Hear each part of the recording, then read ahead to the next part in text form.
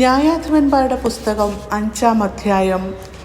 അന്ന് ദെബോരയും അബീനോവാമിൻ്റെ മകനായ ബാരാക്കും പാടിയത് എന്തെന്നാൽ, നായകന്മാർ ഇസ്രായേലിനെ നയിച്ചതിനും ജനം സ്വമേധയാ സേവിച്ചതിനും യഹോവയെ വാഴ്ത്തുവീൻ. രാജാക്കന്മാരെ കേൾപ്പീൻ, പ്രഭുക്കന്മാരെ ചെവി തരുവീൻ. ഞാൻ പാടും, യഹോവയ്ക്ക് ഞാൻ പാടും. ഇസ്രായേലിൽ ദൈവമായ യഹോവയ്ക്ക് കീർത്തനം ചെയ്യും. യഹോവേ, നീ സേയീരിൽ നിന്ന് പുറപ്പെടുകയിൽ, ഏദോമ്യ ദേശത്തുകൂടി നീ നടക്കൊള്ളുകയിൽ. ഭൂമി കുലുങ്ങി, ആകാശം പൊഴിഞ്ഞു, മേഘങ്ങൾ വെള്ളം ചൊരിഞ്ഞു. യഹോവ സന്നിധിയിൽ മലകൾ കുലുങ്ങി. ഇസ്രായേലിൽ ദൈവമായ യഹോവയ്ക്ക് മുമ്പിൽ ആ സീനായി തന്നെ. അനാത്തിൻ്റെ പുത്രനാം ശംഗരിൽ നാളിലും യായേലിൻ്റെ കാലത്തും പാതകൾ ശൂന്യമായി, വഴിപോക്കർ വളഞ്ഞ വഴികളിൽ നടന്നു. ദെബോരയായ ഞാൻ എഴുന്നേൽക്കും വരെ, ഇസ്രായേലിൽ മാതാവായി എഴുന്നേൽക്കും വരെ നായകന്മാർ ഇസ്രായേലിൽ അശേഷം അറ്റുപോയിരുന്നു. അവർ നൂതന ദേവന്മാരെ വരിച്ചു. ഗോപുരദ്വാരത്തിങ്കൽ യുദ്ധം ഭവിച്ചു. ഇസ്രായേലിൻ്റെ 40,000 മധ്യേ പരിചയവും കുന്തവും കണ്ടതേയില്ല. എൻ്റെ ഹൃദയം ഇസ്രായേൽ നായന്മാരോട് പറ്റുന്നു. ജനത്തിലെ സ്വമേധാ സേവകരെ യഹോവയെ വാഴ്ത്തുവീൻ. വെള്ള കഴുതപ്പുറത്ത് കയറുന്നവരെ, പരവതാനികളിൽ ഇരിക്കുന്നവരെ, കാൽനടയായി പോകുന്നവരെ വർണ്ണിപ്പീൻ. വില്ലാളികളുടെ ഞാണുലികളോട് കലേനിർപ്പാർത്തിക്കിടയിൽ അവിടെ അവർ യഹോവയുടെ നീതികളെ, ഇസ്രായേലിലെ ഭരണനീതികളെ കഥിക്കും. യഹോവയുടെ ജനം അന്ന് ഗോപുരദ്വാരത്തിങ്കൽ ചെന്ന്, ഉണരുക, ഉണരുക, ദെബോരയെ ഉണരുക, ഉണർന്ന് പാട്ടുപാടുക, എഴുന്നേൽക്ക ബരാക്കേ, അബീനോവാത്മജ, നിന്റെ ബദ്ധന്മാരെ പിടിച്ചു കൊണ്ടുപോക.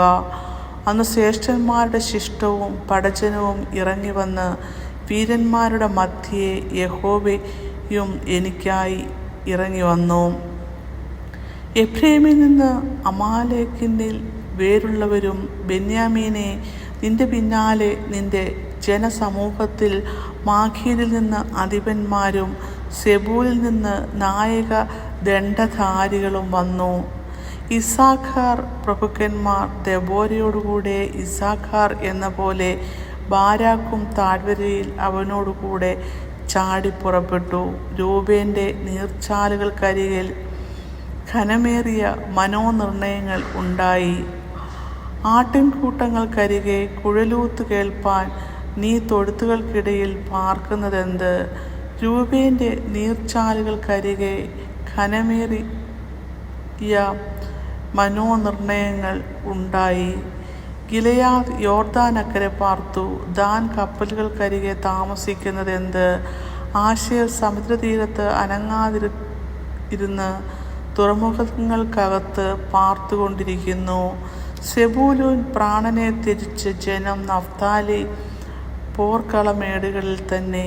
രാജാക്കന്മാർ വന്നു പൊരുതു. താനാക്കിൽ വെച്ച് മെഗീദ വെള്ളത്തിനരികെ കനാന്യ പൂപന്മാർ അന്ന് പൊരുതി. വെള്ളിയവർക്ക് കൊള്ളയായില്ല. ആകാശത്ത് നിന്ന് നക്ഷത്രങ്ങൾ പൊരുതി. അവ സിസേരയുമായി സ്വാഗതികളിൽ പൊരുതു. കീശോൻ തോട്, പുരാതന നദിയാം കീശോൻ തോട് തള്ളിയങ്ങവരെ ഒഴുക്കിക്കൊണ്ടുപോയി. എൻ മനമേ, നീ ബലത്തോടെ നടക്കൊള്ളുക. അന്ന് വൽഗിത്താർ, ശൂരവിൽഗിത്താർ കുതിരക്കുളമ്പുകൾ ഖനനം ചെയ്തു.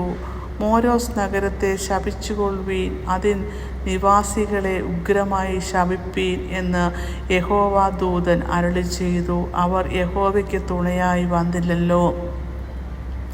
ശൂരന്മാർക്കെതിരെ യഹോവയ്ക്ക് തുണയായി തന്നെ. കേന്യനാം ഹേബേരിൽ ഭാര്യയാം യായേലോ, നാരീജനത്തിൻ്റെ അനുഗ്രഹം ലഭിച്ചവൾ, കൂടാരവാസി സി ജനത്തിന് അനുഗ്രഹം ലഭിച്ചവൾ. തണ്ണീർ അവൻ ചോദിച്ചു, പാൽ അവൾ കൊടുത്തു. രാജകീയ പാത്രത്തിൽ അവൾ ക്ഷീരം കൊടുത്തു. കുറ്റിയെടുപ്പാൻ അവൾ കൈ നീട്ടി, തൻ്റെ വലങ്കൈ പണിക്കാരുടെ ചുറ്റികയ്ക്ക് നീട്ടി. സീസരയുടെ തല്ലി അവൻ്റെ തല തകർത്തു, അവൻ്റെ ചെന്നി കുത്തിത്തുളച്ചു. അവളുടെ കാൽക്കൽ അവൻ കുനിഞ്ഞു വീണു കിടന്നു. കുനിഞ്ഞിടത്ത് തന്നെ അവൻ ചത്തു കിടന്നു.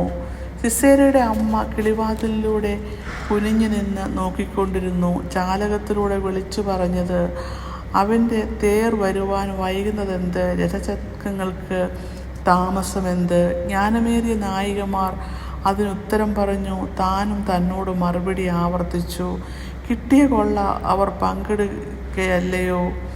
ഓരോ പുരുഷന് 1-2 പെണ്ണുങ്ങൾ. സീസരയ്ക്ക് കൊള്ള വിചിത്ര വസ്ത്രം, വിചിത്ര തയ്യലായ കൊള്ളയും കൂടെ. കൊള്ളക്കാരുടെ കഴുത്തിൽ വിചിത്രശീല ഈ 2 കാണും. യഹോവേ, നിന്റെ ശത്രുക്കളൊക്കെയും ഇവണ്ണം നശിക്കട്ടെ. അവനെ സ്നേഹിക്കുന്നവരോ സൂര്യൻ പ്രതാപത്തോടെ ഉദിക്കുന്നത് പോലെ തന്നെ. പിന്നെ ദേശത്തിന് 40 സംവത്സരം സ്വസ്ഥത ഉണ്ടായി.